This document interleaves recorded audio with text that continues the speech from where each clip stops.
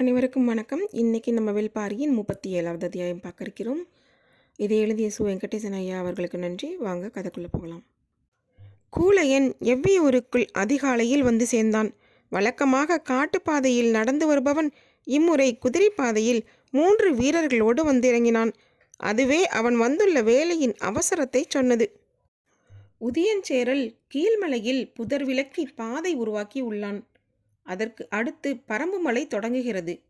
நம் பகுதியில் நுழையவில்லை. மிக கவனமாக திட்டமிட்டு பணியாற்றி கொண்டிருக்கிறான்.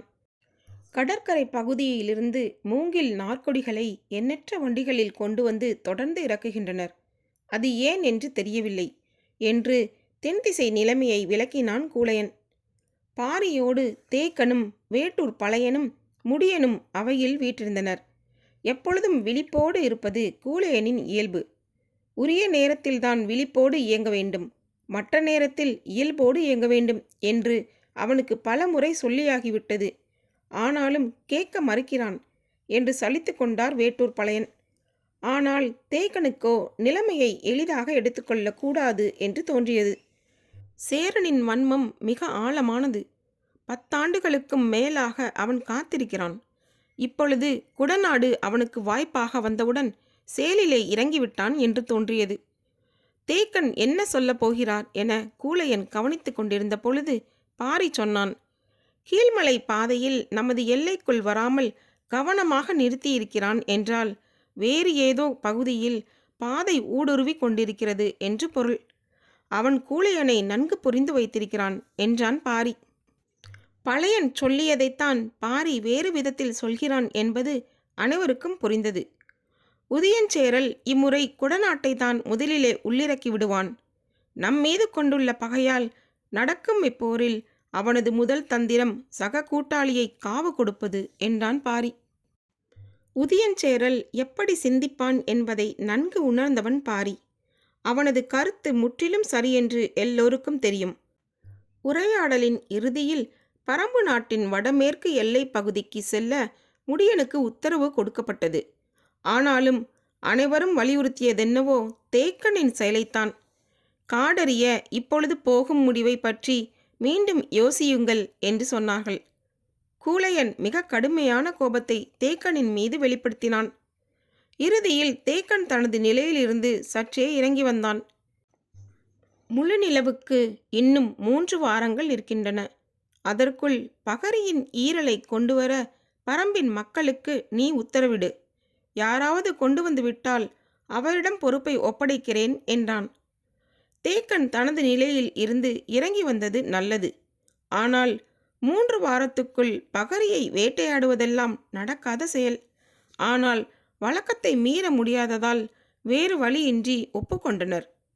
மறுநாள் கூலையன் தென் திசைக்கும் முடியன் வடமேற்கு திசைக்கும் புறப்பட்டனர். பரம்பு நாடு முழுவதும் பகரி வேட்டை அறிவிக்கப்பட்டது. இந்நிகழ்வுகள் எல்லாம் கபிலருக்கு பின்னர்தான் தெரிய வந்தன. பகரி தான் பறவைகளின் தலைவன். அதன் வேகத்தையும் நுட்பத்தையும் வேறெந்த பறவைக்கும் ஈடு சொல்ல முடியாது. அது முட்டை போட்ட அன்றே குஞ்சு பொரிக்கும் ஆற்றல் வாய்ந்தது. பிற பறவைகள் பல நாட்கள் அடைகாத்து உடற்சூட்டை முட்டைக்கு இறக்கி குஞ்சு பொரிக்கின்றன. ஆனால் பகரி அப்படியன்று. தனது உடலின் வலி பெரு வெப்பத்தை கடத்தக்கூடியது.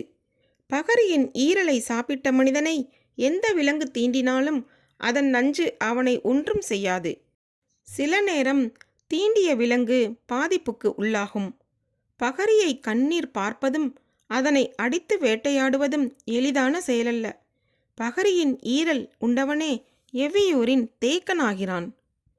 கொடிய பாம்புகளாலும் பூச்சிகளாலும் செடி கொடிகளின் சுனைகளாலும் எவ்வித பாதிப்பும் ஏற்படாத மனிதனே காடறியும் ஆசானாக செயல்பட முடியும். அவனை நம்பியே பரம்பின் பிள்ளைகளை காட்டுக்குள் அனுப்ப முடியும். இல்லை என்றால் இவ்வடர் காட்டில் என்ன நடக்குமென அனுமானிக்கவே முடியாது. பகரியை தேடி பரம்பின் கண்கள் வானமெங்கும் பறந்து கொண்டிருந்தன. நாட்கள் நகர்ந்தன. அடர்மறை கொட்டி தீர்க்க பகற்பொழுது மிக குறுகியதாகவே இருந்தது. அதில் பகரியை போன்றதொரு வீறு கொண்ட பறவையை பார்ப்பதே மிக வறிது. பின் எங்கே வேட்டையாடுவது? பரம்பு மலையின் எல்லா முகடுகளிலும் மக்கள் ஏறி இறங்கினர். தன்னியல்பில் எப்பொழுதோ கண்ணீர் படும் ஒரு பறவையை தனித்து வேட்டையாடி பிடிக்கும் அளவிற்கு மனிதனின் கைக்குள் இயற்கை சுருங்கிவிடவில்லை. பரம்பின் மக்கள் அச்சிறு பறவையிடம் தங்களின் தோல்வியை ஒப்புக்கொள்ளும் கடைசி பகலும் முடிவுக்கு வந்தது. இன்றிரவு முழுநிலவு நாள். வேட்டூர் பழையன் செய்திக்காக முன்னிரவு வரை காத்திருந்தான். எங்கிருந்தும் செய்தி வரவில்லை. பகரி அகப்படவில்லை என்பது முடிவானது. இனி தேக்கன் காடறிய புறப்படுதலை தடுக்க முடியாது என தெரிந்ததும் பழையன் வேட்டுவன் பாறை நோக்கி புறப்பட ஆயத்தமானான். முன்னிரவில் தேக்கனை கண்டு பேசினான். பிள்ளைகளை நல்லபடியாக பயிற்றுவித்து கொண்டு வா, மற்றவற்றை நாங்கள் பார்த்து கொள்கிறோம் என்று சொல்லிவிட்டு புறப்பட்டான். அவனோடு இளம் வீரர்களும் உடன் வந்தனர். அவர்கள் அடர்வனம் நோக்கி நடந்தனர். நள்ளிரவுக்குள் புலிவால் குகைக்கு போய்விடலாம். அங்கு படுத்தெழுந்து பயணத்தை தொடரலாம் என்பது திட்டம். பெருகியோடும் வைகையின் இருளகற்றி சூரிய கதிர்கள் மதுரையை எட்டி பார்க்க தொடங்கின. 2 மாத காலம் விழாக்களில் மூழ்கி கிடந்த மதுரை இன்று அதன் உச்ச நிகழ்வை காண தயாராகி கொண்டிருந்தது. மணமாலை சூடும் இந்நாளுக்காகத்தான் அவ்வளவு பெரும் கொண்டாட்டங்களும் நடந்து முடிந்துள்ளன. கருங்கை வாணனின் திட்டம் துல்லியமாக நடைமுறையானது. அவனுக்கு வந்துள்ள தகவல்கள் மிக நல்ல செய்தியை சொல்லுகின்றன. இன்று பாண்டிய பேரரசின் திருநாள். இந்நன்னாளில் பேரரசரின் முன் சொல்லப்படும் முதற் செய்தியாக இது இருக்க வேண்டும் என்று அதிகாலையே பேரரசரை காண வந்துவிட்டான் தளபதி கருங்கை வாணன். பள்ளி அறையை விட்டு எழுந்து வந்த பேரரசரை வணங்கி சொன்னான். நமக்கு வந்துள்ள செய்திகளின் அடிப்படையில் நம்மால் அனுப்பப்பட்டவர்கள் பச்சை மலைக்குள் வெற்றிகரமாக நுழைந்து விட்டனர். இலக்கை அடையும் காலம் நெருங்கிவிட்டது. அவனை கட்டி தழுவினார் பேரரசர். மணநாளின் மகிழ்வை விஞ்சும் ஆற்றல் கொண்ட செய்தியை அளித்தாய் என பாராட்டி மகிழ்ந்தார். புதிய விற்பனுக்கும் தெரிவித்துவிடு. இந்நாளின் சிறப்பை முன்பே நமக்கு சொன்ன திசைவேலருக்கும் சொல். சூழ்கடல் முதுவனுக்கும் சொல்.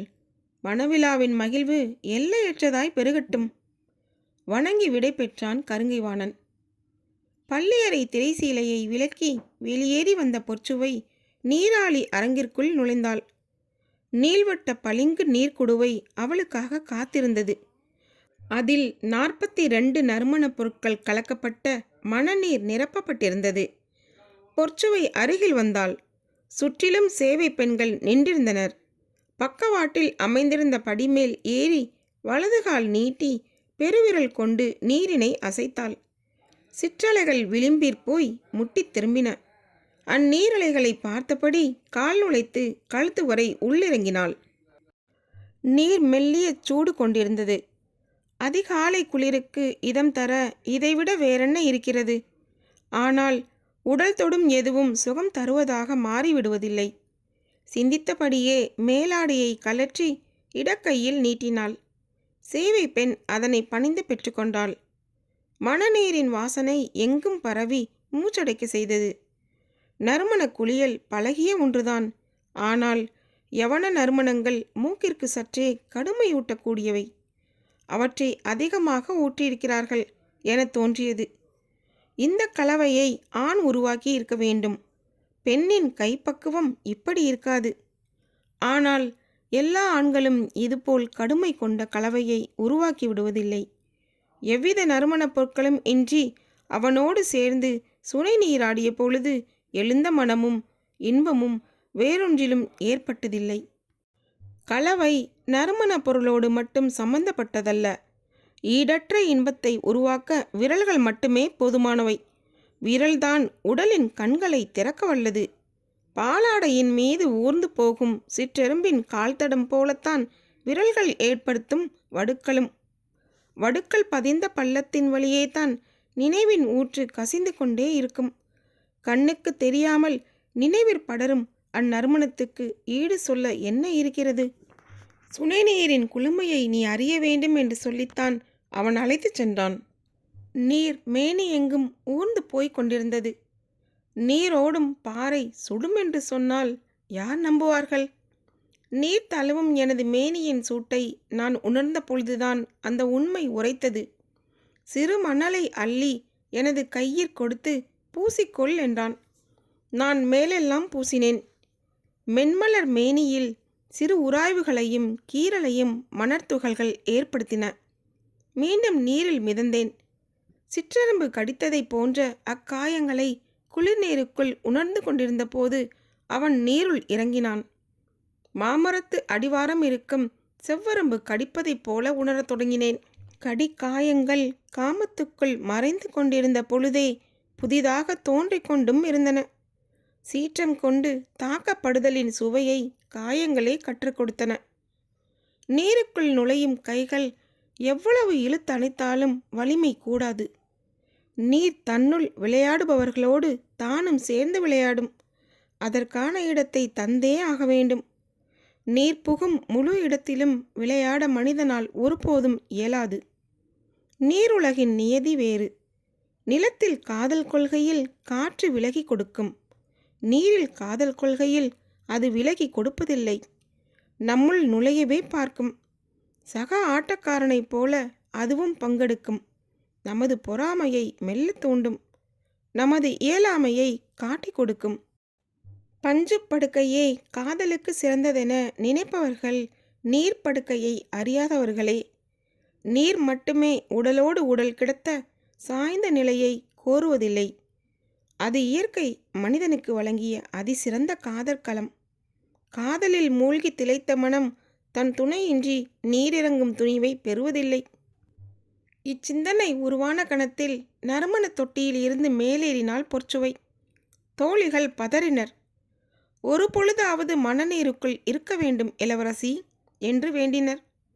எச்சொல்லும் உள்நுழைய முடியாத இறுக்கம் கொண்டிருந்தாள் அவள். 42 நறுமணங்களையும் விஞ்சிய வாசனை என்னுள் உண்டு. அதை நுகரக்கூடியவனை நுகர்ந்தவள் நான். சொற்களை மனம் உச்சரிக்கும் பொழுது உள்ளுக்குள் இருந்து வாசனை மேலெழுந்து வந்தது. மேலேறும் வாசனை நினைவு காட்சிகளை கொட்டி கவிழ்த்தது. ஆடை அலங்காரத்துக்கும் மலர் அலங்காரத்துக்கும் எல்லோரும் தயாராக இருந்தனர். ஈரம் உலராத பொற்சுவை இருக்கையில் வந்து அமர்ந்தவுடன் சேவை பெண்கள் அருகில் வந்தனர். கைகளில் ஆடைகளை வைத்துக்கொண்டு அவளின் உடல் துடைக்க ஆயத்தமாக இருந்தனர். அவள் நிமிரவே இல்லை. அவளது அனுமதியின்றி யாரும் தொட்டுவிட முடியாது. சேவை பெண்கள் செய்வதறியாது நின்று கொண்டிருந்தனர். பொற்சுவையின் எண்ணம் நீர்நிலை விட்டு அகலாமல் இருந்தது. சுனைநீர் குளித்து மேலேறியவள் சொன்னாள், ஈரத்தை உடல் வெப்பத்தால் மட்டுமே உலர வைத்து விடுகிறது உனது நெருக்கம். உடல் உலர்ந்துவிடும். ஆனால் இதழ்கள் அப்படியல்ல. நெருக்கத்தில்தான் சுரக்கத் தொடங்கும். இதழ் சுரந்து கொண்டிருந்த பொழுது உடல் உலர்ந்து கொண்டிருந்தது. நீருள் மூழ்குதல் மீண்டும் தொடங்கியது. நெடுநேரம் கழித்து அவன் உலர்ந்து வீழ்ந்தான். ஆனால் உடலெங்கும் ஈரம் பூத்திருந்தது. உள்ளும் புறமுமாக நீரை சுழலவிட்டு விளையாடுதலே நீர் விளையாட்டாகிறது. ஆனால் இது தெரியாத பலரும் நீரில் விளையாடுதலையே நீர் விளையாட்டு என்று நினைத்து கொள்கின்றனர் என்று அவன் சொன்ன பொழுது அவள் சொன்னாள், இப்பொழுதாவது நான் ஆடை கொண்டு துடைத்து உடலை உலர வைக்கிறேன். நீ அருகில் வராதே. அவள் தலை நிமிர்ந்த பொழுது கண் பார்வையை புரிந்து சேவை பெண்கள் அருகில் வந்து மேனி துடைத்தனர். கூந்தல் உலர்த்த நறுமண புகை தூவ மேனி துடைக்கவென ஆளுக்கொன்றாய் பணியாற்றினர். வணிகர் குல அலங்காரம் முடிவுக்கு வந்தது. பாண்டியர் குல வழக்கம் தொடங்கியது. உச்சந்தலையில் மஞ்சள் மின்னும் சூடிகையை அணிவித்தாள் ஒருத்தி. அதனைத் தொடர்ந்து சூடாமணியும் கோதை சரமும் சூடப்பட்டன. கழுத்தில் கண்டிகையும் மணியாரமும் அணிவித்தனர். அவற்றின் கீழ் தாழ்வடங்கள் நூலளவு தொடங்கி விரலளவு வரை கனம் கொண்டு இறங்கின. எவ்வொளியையும் உள்வாங்கி பல வண்ணமாய் வெளிக்கக்கும் செவிப்பூ சூடினர் காதுகளுக்கு. ஆடகமும் வாழ்வளையும் மகரவாய் கட்டும் முன்கை மணிக்கட்டில் தொடங்கி சுற்றி சுற்றி மேலேறி கொண்டிருந்தன. விரல்களில் மணியாழியும் இடையில் எண்வகை வடமும் சூட்டினர். அவளது கண்கள் சுகமதியை தேடின. அலங்காரம் நடக்கட்டும் என்று விலகி நின்ற அவள் பொற்சுவையின் கண்கள் தேடுவதைக் கண்டாள். அலங்கார பணியாளர்களை விலக்கி அருகில் வந்த சுகமதியின் காதோடு சொன்னாள், எனது உடல் திருமணத்திற்கு தயாராகிவிட்டது சுகமதி. தேக்கன் 11 சிறுவர்களோடு புறப்பட தயாரானான். சிறுவர்களை காடறிய அனுப்பும் நாள் எவ்வியூரின் உணர்ச்சி பெருநாள். தன் மகனை காட்டுக்கு கொடுத்தனுப்பும் பெண்களின் ஆவேசம் அடங்கா எழுச்சி கொள்ளும். குளவையொலியால் காடு கிடுகிடுக்கும். பரம்பின் தலைவன் குருதி பழி ஈந்து சிறுவர்களை அனுப்பினான். பாரியின் மனை நீங்கி குலநாகினிகளின் முன்வந்து அமர்ந்தனர் சிறுவர்கள். உடல் வலுவிலும் வயதிலும் மூத்தவனாக கீதானி முன்னிருந்தான். அவனை அடுத்து குறுங்கட்டி, முடிநாகன், அவுதி, மடுவன், இளமன் என வரிசையாக இருந்தனர். வயதில் மிக சிறியவன் அளவன்தான். ஆனாலும் அவனின் வேகம் இணை சொல்ல முடியாது. எல்லோருக்கும் குலநாகினி பச்சிலை சாறு கொடுத்தாள். குடித்து முடித்தனர். அதன்பின் கீதானியை உள்தார்வாரத்துக்குள் அழைத்து சென்றனர். குலநாகினி சிறு குடுவை ஒன்றை எடுத்து வந்தாள். அதன் உள்ளே மிக கெட்டியான வடிவில் ஏதோ இருந்தது. மலைவேம்பின் இலையை பறித்து வைத்திருந்தனர். அந்த இலையை குடுவைக்குள் நுழைத்தாள். அதன் சாறு இலையில் படிய அவ்விலையை கையில் எடுத்தாள். கீதானியை நாக்கை நீட்டச் சொன்னாள். அவன் ஆவென வாய்ப்பிழந்து நாக்கை நீட்டினான். போதாது என்று சொல்லி தலையை மறுத்து ஆட்டினாள். இன்னும் வாய்ப்பிழந்து நாக்கை நீட்டினான். மீண்டும் மறுத்து தலையை ஆட்டினாள். இன்னும் முயற்சித்தான். வாயோரத்து தசை கிழிந்துவிடும் போலிருந்தது. அடித்த அடை வலித்தது. இன்னும் நாக்கை நீட்டு என்று சொல்லிக்கொண்டே அந்த இலையை சாரோடு எடுத்து கண்ணிமைக்கும் நேரத்தில் அடிநாக்கில் வைத்து இரு கையாலும் வாயை இழுத்து மூடி பிடித்து கொண்டாள். மற்ற நாகினிகள் அவனது கையை பிடித்து கொண்டார்கள். அவன் பல்லை கடித்து துடித்து துள்ளினான். ஏதேதோ செய்து பார்த்தான். சிறு சத்தம் கூட வெளிவராத அளவிற்கு வாய்த்தாடையை அடைத்து அமுக்கி இருந்தாள் குலநாகினி. தாழ்வாரத்தின் வெளியில் நின்றிருந்த மற்ற சிறுவர்களுக்கு உள்ளே ஒருவன் துடியாய் துடிப்பது சிறிதும் தெரியாது. இலையோடு உள்ளே வைக்கப்பட்ட சாறு என்னவென்று குலநாகினிகள் வெளியே சொல்வதில்லை. செடி கொடிகளில் விளையும் மொத்த கசப்பும் கலக்கப்பட்ட சாறு என்று சிலர் கருதுகின்றனர். பதப்படுத்தப்பட்ட பாம்பின் நஞ்சு என்று சிலர் சொல்கின்றனர். நாகப்பச்சை வேலியின் நச்சு கொடிகள் கக்கும் பிசின் என்று சொல்கின்றனர். எது உண்மை என்று தெரியாது. இந்த சாறு கசிந்து உணவு குழல் முழுவதும் இறங்கி முடியும் வரை அவன் கைகளின் பிடி தளர்த்தப்படுவதில்லை. நாவின் சுவை நரம்புகள் முழுவதும் நஞ்சு கசப்பின் சாறு உள்ளிறங்கிய பின்னே அவன் வாய் திறந்து மூச்சு விட அனுமதிக்கப்படுகிறான். நரம்பில் தேங்கிய கசப்பு நீங்க மாதங்கள் ஆகும்.